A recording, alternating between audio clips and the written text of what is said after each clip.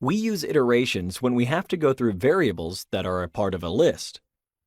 In this lesson, I'll show you how to count the number of items whose value is less than 20 in a list. First, define a function that takes as an argument numbers, where numbers will be a certain list variable.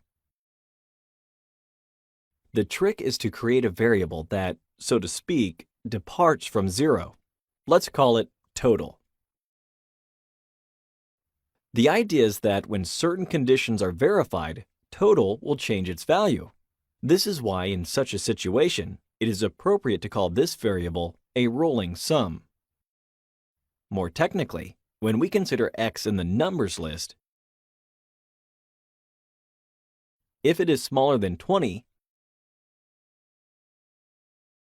we will increment the total by 1.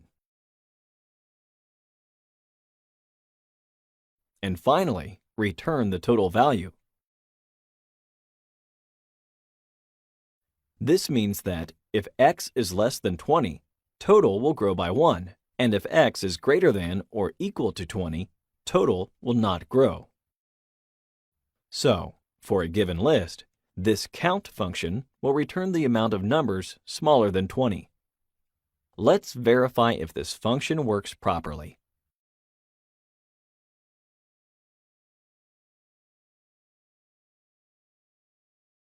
In this list, we have 4 numbers that are less than 20, right? Let's check that out. Great! Now, if I add 17, for example, somewhere in the list, the outcome will adjust accordingly.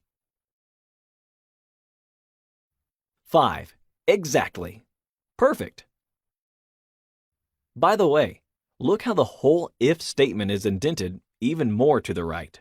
This allows us to separate it logically from the rest of the code in the cell that refers to this function.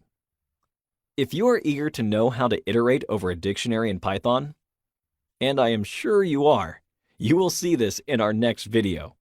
Thank you for watching.